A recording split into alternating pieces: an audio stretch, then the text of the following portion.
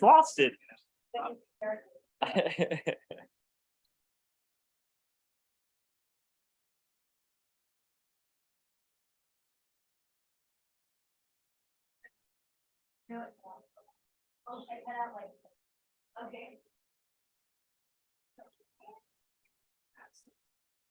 Well, that was fun.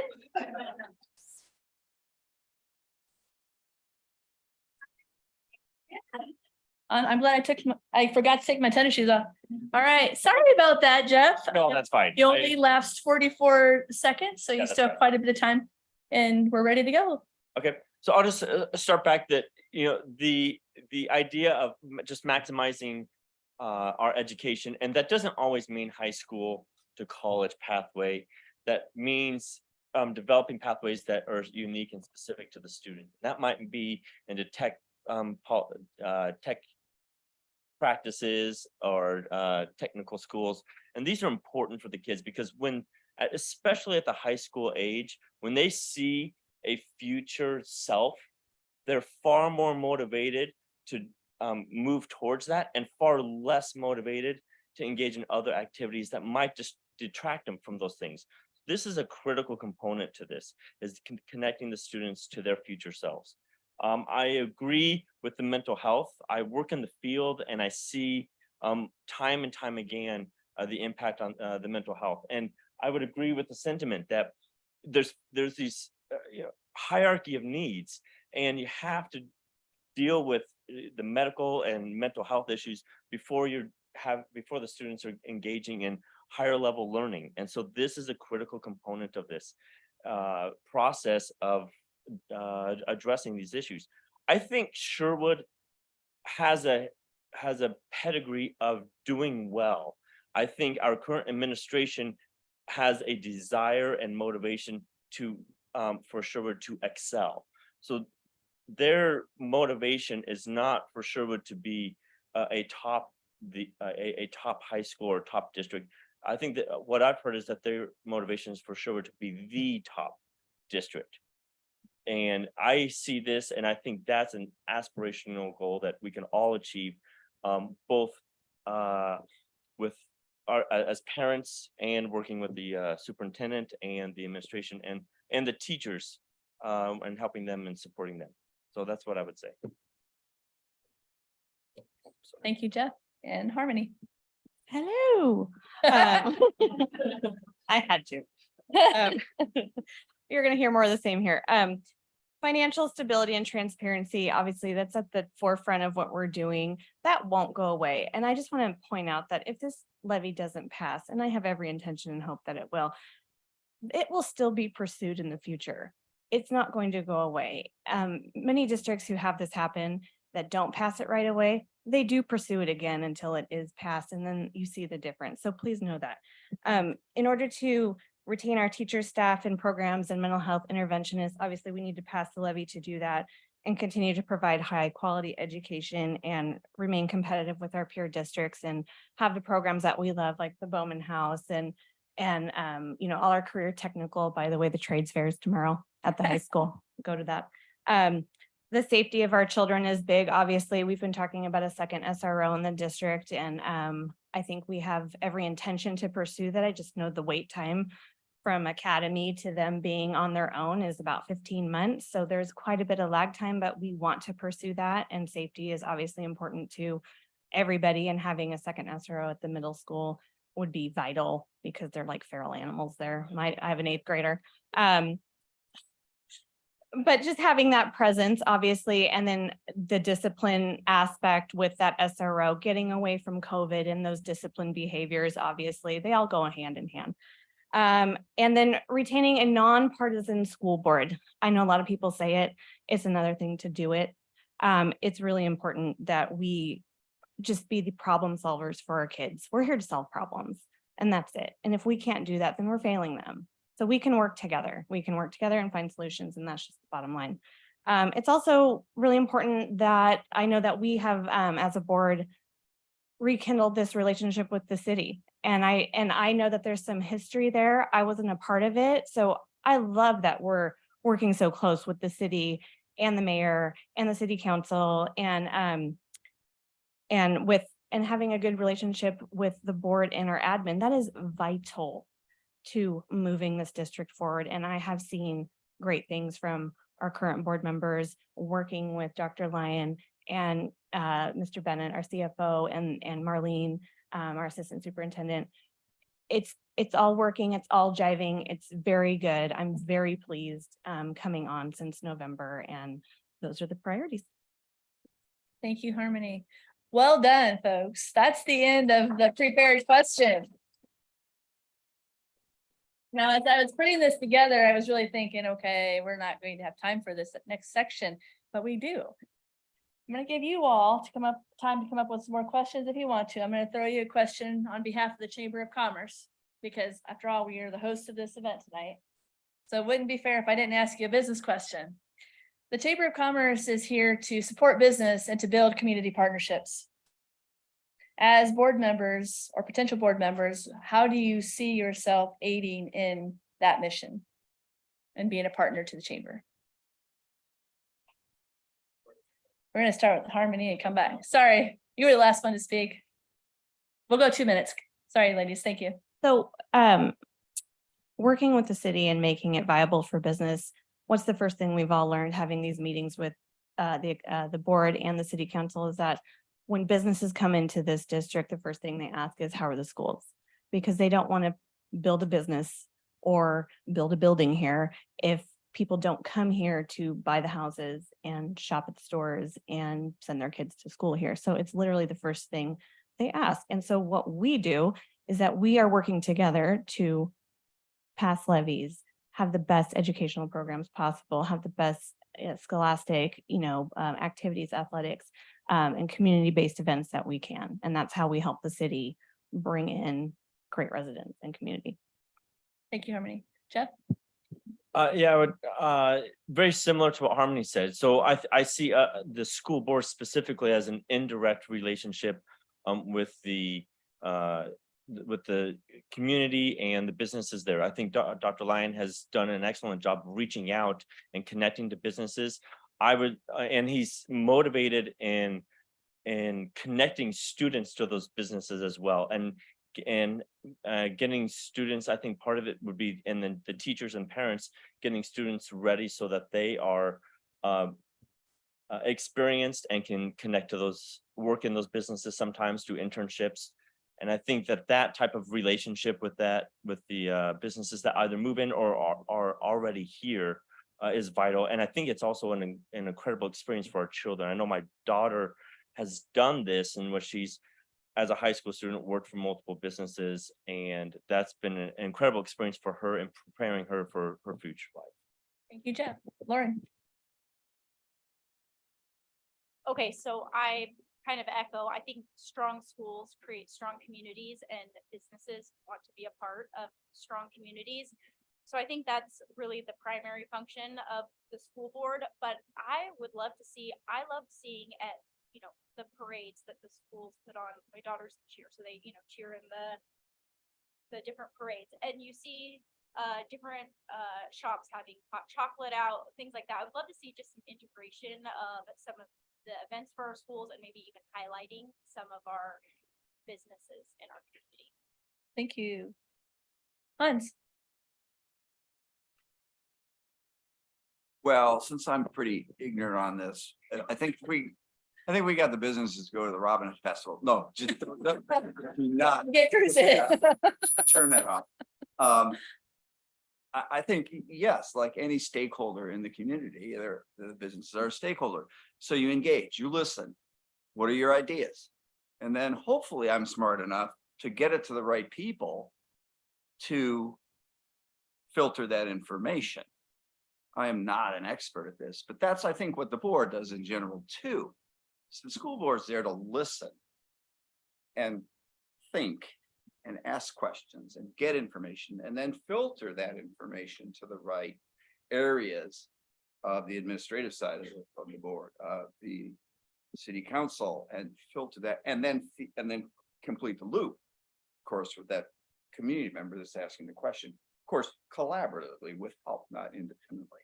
So I think that's really kind of, you alluded to that earlier, that the board listens and distributes. So I approach that way. Okay. Thank you, Hans. Tanya, did you write the question down or do you want me to?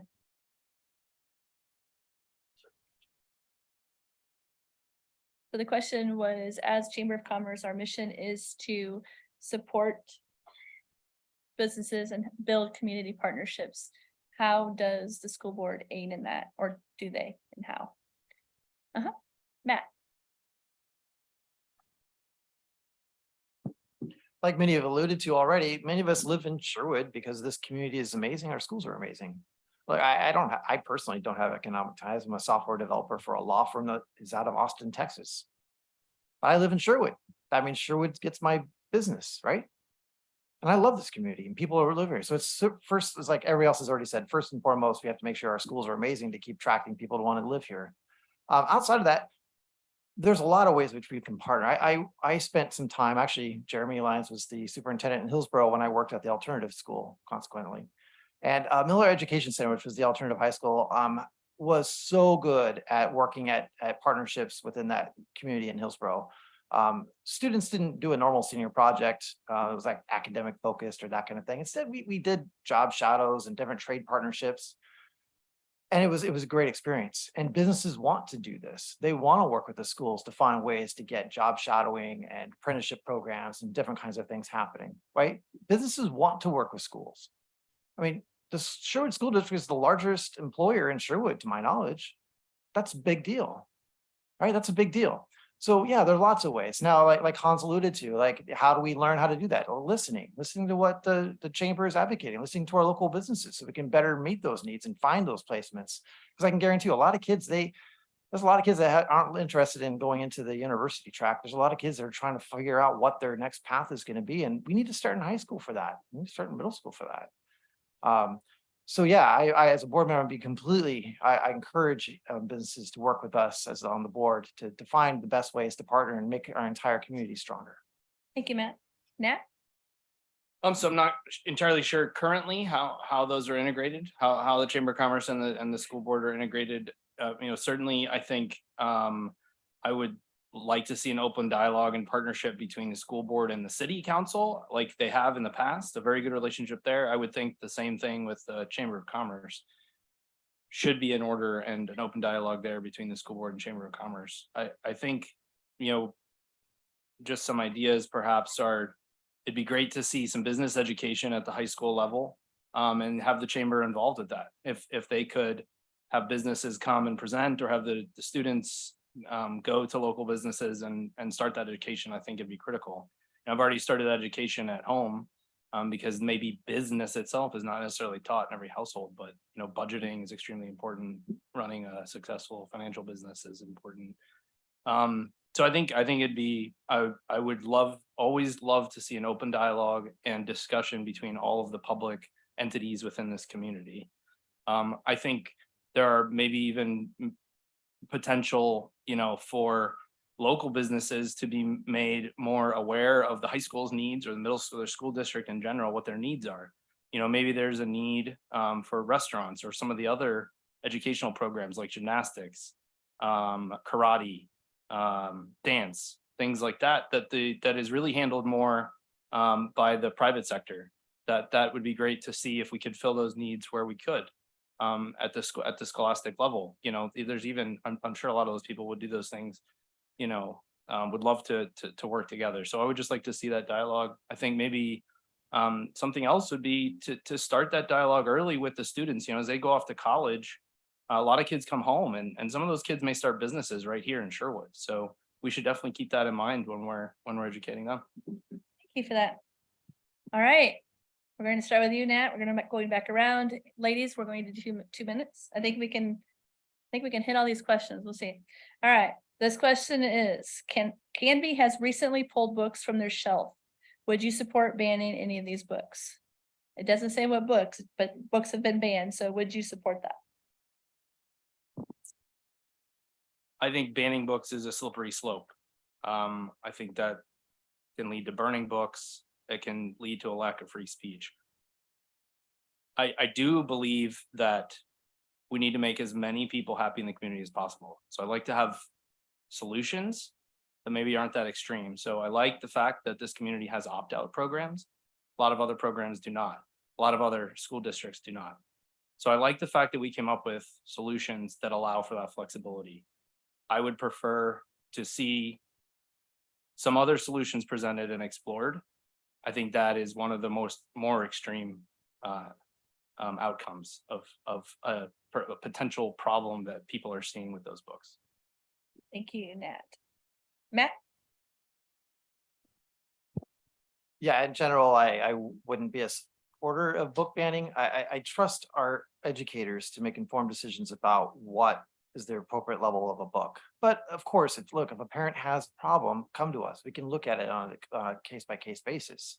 But in general, I mean, it's just because you object to a book or for a book for your child doesn't mean you get to object to a book for somebody else's child, right? That's the way freedom works. So in general, no, we shouldn't do blanket bans. But again, like Nate alluded to, is there a problem? Is there something we should look at? Is there something that Sherwood's doing that's inappropriate? We have opt-out programs for things. We have books in our libraries. Is there a book in our library that is inappropriate for the age of the library it's in? I mean, if so, sure, bring it forward. We can look at it. But these kind of conservative groups that are posting things about the listing of the books that they want to have banned or just blanket lists. We don't need to do that. We can do better than that in Sherwood. So let's just do better than that. Thank you, Matt. And Hans? Yeah, I would just get on the tails of both Nat and Matt. That's just a hot button item and can lead to just some inflammatory rhetoric. So there are I echo everything these guys have said. There's procedures, there's protocols, I'm sure, but I don't know. I'm sure that the board has ways people can look at their literature and books. I don't know what they are, but I presume that's the case. I also presume that a parent can come to public comment and state their case. And again, then filter these ideas to the right stakeholders on the board. But a generalized statement like that is a bit dangerous. So let's just leave it at that. Approach it the right way. Thank you, Hans. Lauren? So I've actually been looking into this topic a little bit because I have had people reach out through my website, on my position on this. And to be honest, I was trying to do a search on like what kind of books are being banned. Again, this question doesn't specify. I did just a quick Google search. It wasn't in this state, but there were some states that were trying to ban Charlotte's Web. I think that's a classic. I think that seems puzzling to me.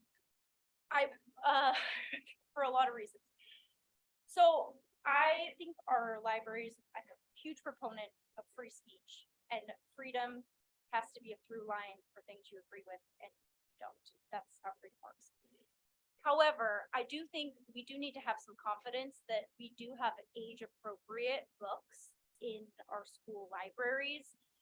And I get that could be defined differently by different people.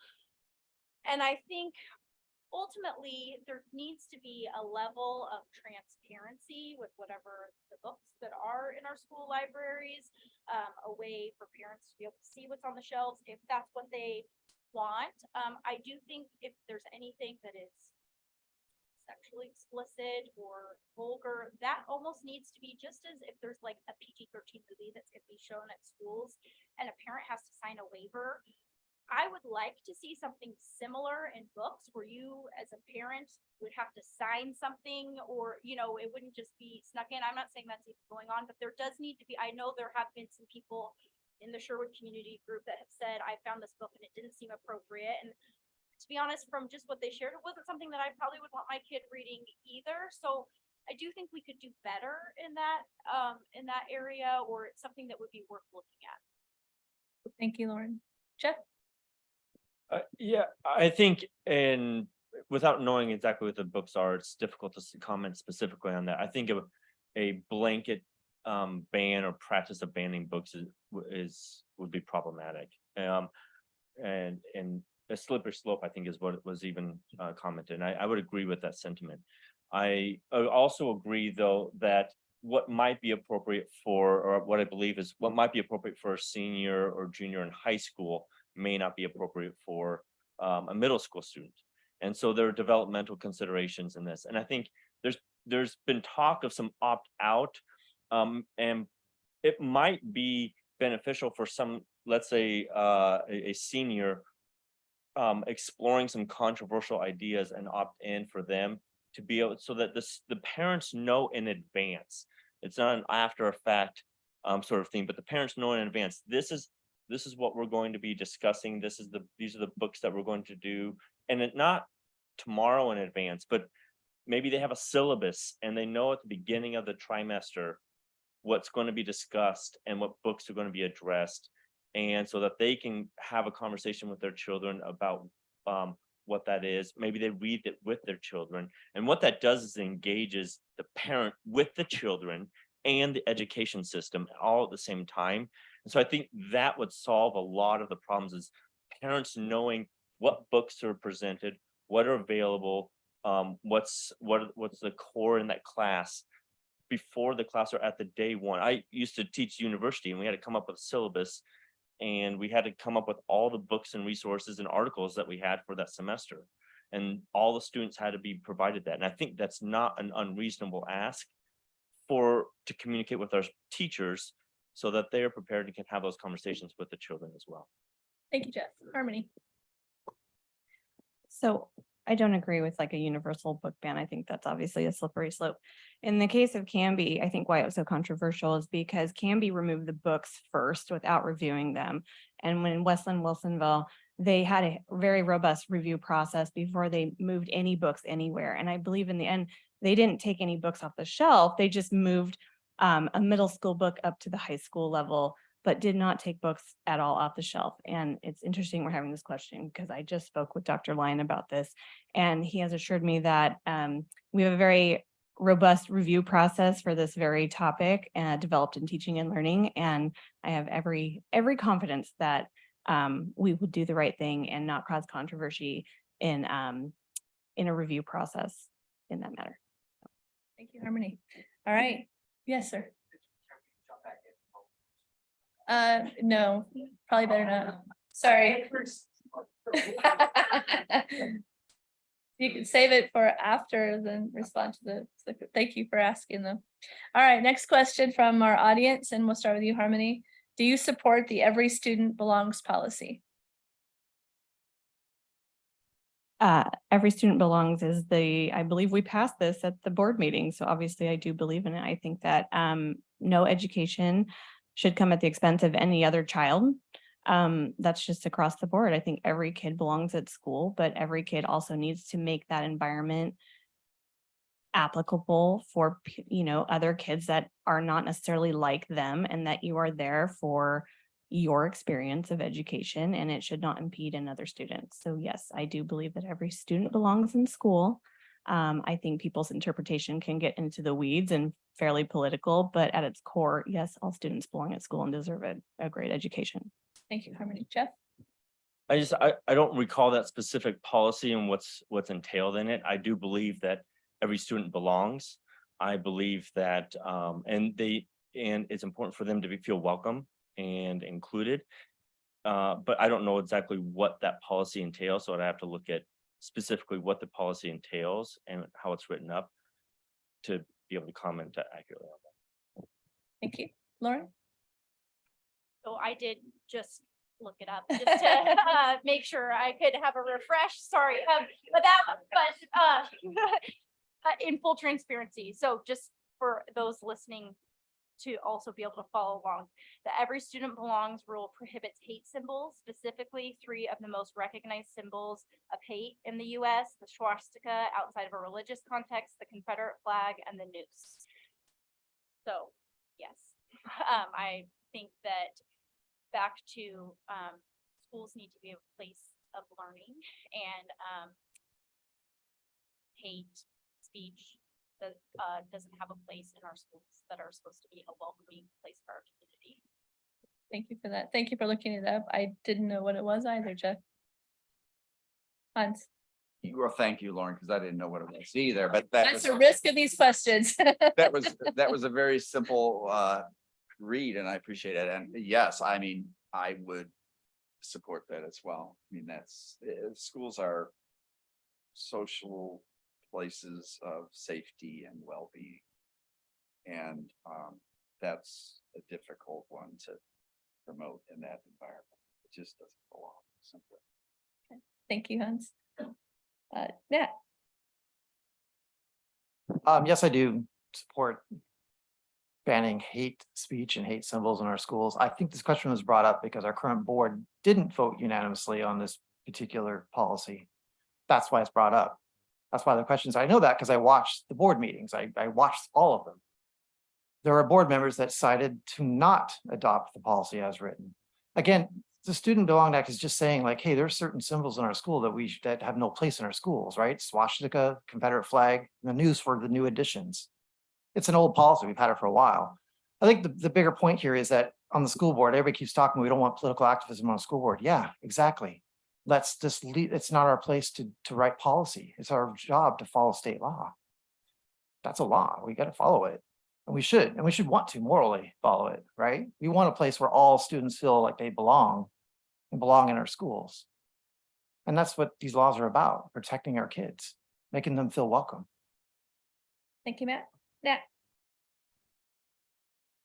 Yeah, I certainly support the every student belongs policy. I think, this is a public school district. It should be a reflection of our society and the laws and that we have in place in our society in general. So, as new things come up year after year and we have, new hate symbols and new things come to light, we certainly need to be reviewing that and adopting them. And like Matt said, staying in our lane, we don't have control over state law and state finances and things like that. So, but in short, yes, certainly support it. thank you, Nat. All right, so the next question, it's kind of similar. I don't know what this is, but it talks about inquiry journeys. Superintendent Lyon, can you tell us what that is, or somebody from the school district? We'll do a better job of that. No, I don't know what the question is related to Like, here's the question. I just didn't know what that was, so I'm trying to do a better job of the question. So do you support the current K-5 social studies curriculum inquiry journeys? And I don't know what that is. That's not really fair. Okay, Because of a lack of foundation of knowledge from candidates. okay. So what we can do to keep it fair is we'll send that to you and you can do your research and then follow up, okay? I should have done that with first question, so my apologies, but thank you, Lauren, for saving us all. All right, the next question, same 2 minutes, and we'll start back here. All right, some of you have mentioned keep politics out of our schools. What does that mean? And please explain further. So to me, that means that as a member of the school board, as a director of the school board, I should focus on what our responsibilities are. That is reviewing the budget, making sure that we have a superintendent that's in place, reviewing the curriculum, working with and representing the community and parents, but also working and communicating with the teacher, administration, classified staff at the school. That's what that means. So there's no reason to try to bring in other aspects of politics that we have no control over, state issues that we have no control over. I'm not here. I'm very busy at work. I'm not running for president, not running for mayor. This is as high as I'm going. So, I think we should focus on that. And more importantly, the focus needs to stay on that because it's become some kind of platform for people, and I don't want to see that. Thank you, Nat. Matt? Yeah, I agree. I think we've all seen what has happened in our neighboring school district in Newburgh, right? They've had hundreds of thousands of dollars in litigation costs because they decided to be political. And not only did that cost the district money, but it's hurtful to some of the students that it affects. I believe it was a Title IX violation eventually is what they figured out. Right? That's hurtful. If you're the kid that's being attacked by those policies, how does that make you feel? Do you feel like you belong in those schools? There's a reason why there's a separation of our politics and what we do in our schools. It's about the kids. And we all have our political beliefs. I have my own political beliefs. We all do, and that's fine, right? I mean, 2 years ago, the politics of this changed a lot. There were a lot of political groups that got involved. Again, nothing wrong with that, right? We had board members that got elected raising crazy amounts of money we've never seen before, $16,000, $18,000 respectively, if you want to look it up. Oregon Right to Life was involved. Again, nothing wrong with that, as long as you don't bring it to the board, right? As long as you don't bring it to the school and do something like we're seeing in Newburgh, that's inappropriate. Like what we're seeing in Canby with blanket book bans, it's inappropriate, right? Focus on the business of education. Focus on our kids. We want a place where all of our kids want to be here, be in school. So we stay in our lane, do our job. I mean, honestly, from an outside perspective, watching our school board meetings should be real boring.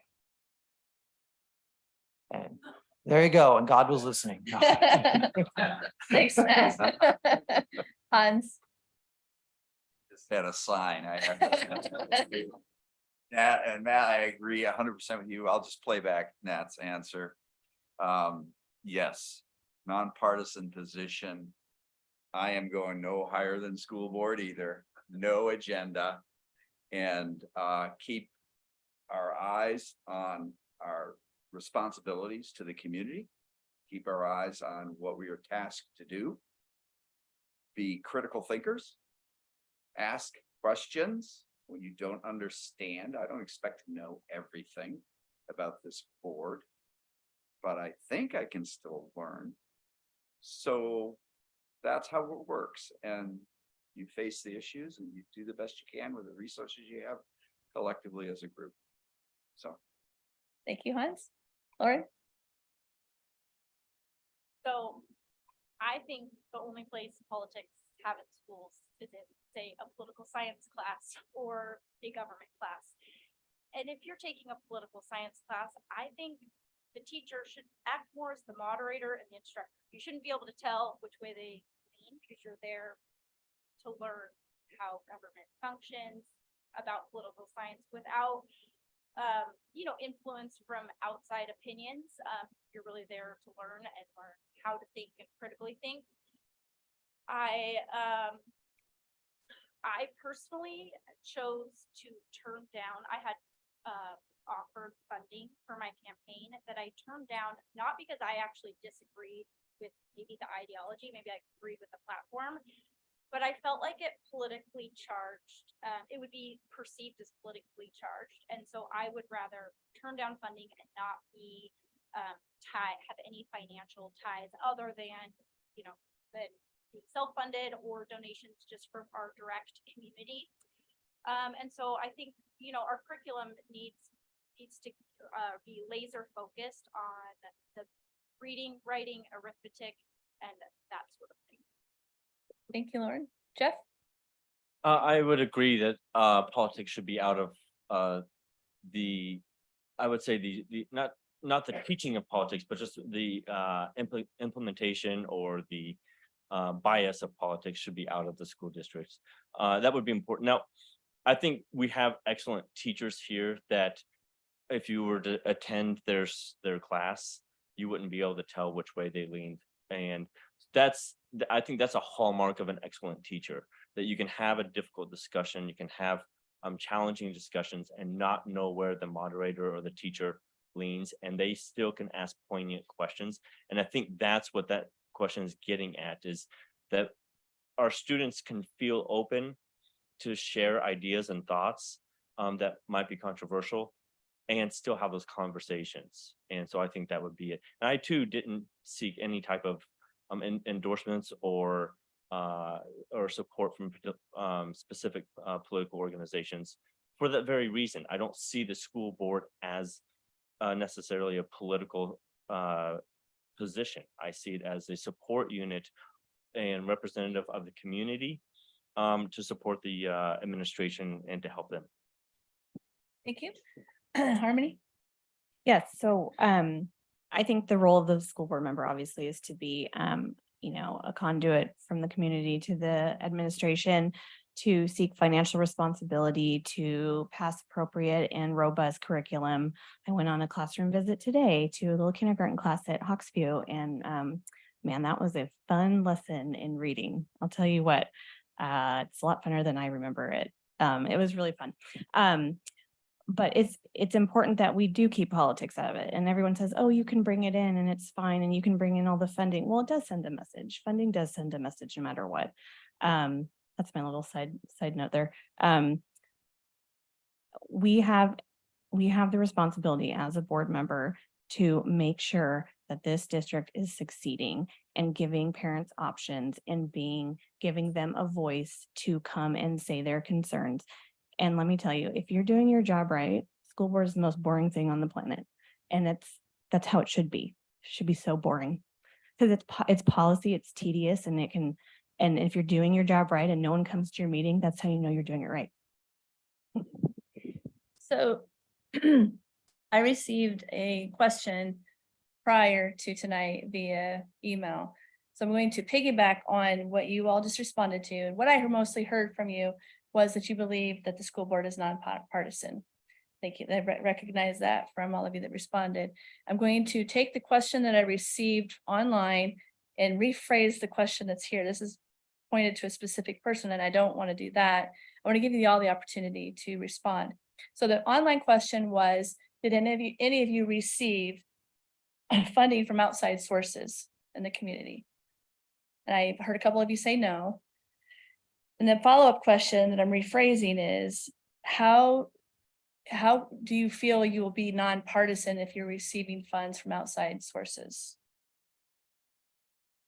Okay, so mine's the boring answer since I don't have an opponent. I have not received any funding. I've spent $85 on my entire campaign and that was in filing fees. So I had a really cute sign, that I really wanted to print, but everyone's like, why? You're just spending money. So anyway, no, I'm boring. Thank you. Yeah, I did not receive any funding. This is completely self-funded myself. And what was the second part? How would that impact? Do you believe that it would impact being nonpartisan if you receive that funding? Well, I think if you are opining that nonpartisanship is critical, and then you are endorsed and seeking partisan support, there seems to be contradiction there.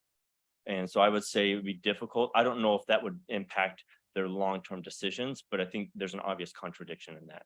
Okay, thank you. Lauren? So I have not taken any, I am self-funded. I do have a place on my website where you can donate, but it's only from people from the community. I have not taken, my mom donated to my campaign, like, that kind of thing. That sort of thing. I am not partnered with any type of organizations. I've had some support from local businesses, but there is no organization. Like I said, I actually turned down a number of offerings that didn't contradict with my personal beliefs, but I felt charged the situation. And I think we've all heard that saying, follow the money. And I do think money does tell a story. Thank you, Lauren. Hans? Yeah, so I think that's a good question, and I'll be very honest with you. I have taken no money from any political organization. That being said, probably maybe directed at me, this maybe. Have I been endorsed? Am I endorsed by a political party? Yes. Because they approached me. We had conversations. I suppose they liked my ideas and where I'm coming from. So, but when it came down to taking the dollars, so be careful. Money's one thing and the implications of that are true. And the optics look bad. And but on the other hand, who knows, maybe I made a mistake. This is new for me. So I am endorsed by the Washington County Democrats, the Stand for Children. It's in my website, not the voters pamphlet. So you see how I was conflicted as well. But I think you can, if somebody asks you out here, or what is your party persuasion? I'm not embarrassed to do that. And can I at the same time say, yeah, but I have no agenda. And that's what I'm saying. So however the optics look, I understand it as well. Thank you, Hans. Matt? Before I ever decided to run for school board, I did the thing I always do. I go do my homework. right? I'm gonna learn. I don't know how to run political, campaign or any of this. I have no idea how to do this, right? So I do my homework. So one of the first things I did is I looked at other people who had been elected in Sherwood. I looked to Representative Courtney Neron. I looked to Senator Aaron Woods. They've both been recently elected here in Sherwood. Now they both endorsed me. Are they both part of a political party? Yes. Did you hear, you citizens in Sherwood, vote them into to represent you? Yes. Yes, you did. Yeah. And I wanted to know whether or not I was qualified to do this, whether I should do this. And so I sought out those endorsements. I sought them out because it's a vetting process. It's actually takes a lot of work to get through an endorsement process. So like Hans, I'm also endorsed by the Washington County Dems, I'm endorsed by Stand With Children. Again, another vetting process. Stand With Children it's not an easy endorsement to get. I didn't do it for the money. I mean, Washington County Dems did give me money. It was like $600. That's great. I have individuals in Sherwood have donated a lot more than that. Look, and part of this research was I looked at what happened 2 years ago, and all across our country, the amount of money that people were spending on school board campaigns was enormous. I already mentioned it. We have 2 school board members that raised $16,000 and $18,000 respectively. A lot of that did come from political organizations. Now, again, I don't personally think that's a problem, as long as you look at the people that you're endorsed by and ask yourself, are they being overly partisan, right? We all have people that are endorsing us either officially or unofficially. I've just chosen to be very transparent about it. I think you have a right to know. And yeah, I lean Democrat. That doesn't mean that I'm going to act in a partisan way. I can promise you, you're not going to see me voting against state law. You're not going to see me advocating against state law. I'm not going to protest outside of our schools. I'm not going to do any of that kind of nonsense, right? I'll stay in my lane. I've been a public educator for 17 years. I believe in public education. I want to see our schools Thank be the you. best they can. Thank you, Matt. And Nat. So yeah, I'm entirely self-funded. That's why my yard signs are smaller than everybody else's. Um, I made my own website, my own Facebook page. So no, I've not received any money. Working on a shoestring budget here. As far as the second point goes, I mean, I think you can receive funding and still represent people fairly. However, I've never run for political office. I've developed medical devices to save people's lives. And I would want to know at the end of the day at work that I've made the best device possible and that I'm not putting anyone at risk for any reason. So there are some things called unequal returns. When you receive something, you feel an obligation as a human being to give something back. So, I feel glad that, as usual, in the way I behaved the rest of my life, I don't feel that tie in this instance, and I feel that I can represent the students best. Thank you, Nat. Well, folks, there's 6 more questions. I will send them to you. And I ask that you respond by Monday. Once I get those responses, I'll type them up. Because our young lady left, Kennedy. But oh, Kennedy, I'm sorry. Do you want to try to type them really fast? Okay, so. She'll get them to me. I'll get them to you hopefully tomorrow. If you can get them back to me by Monday, I will send them out to the universe, put them on the website, and I'll respond. If I have your emails, I'll send them to you individually as well. Thank you, folks, for being vulnerable, for sharing your positions, your thoughts, your passions about being on the school board. Thank you, community members, for being here this evening and listening and giving your input. I'm going to let you go 3 minutes early. I appreciate you all. Have a great evening.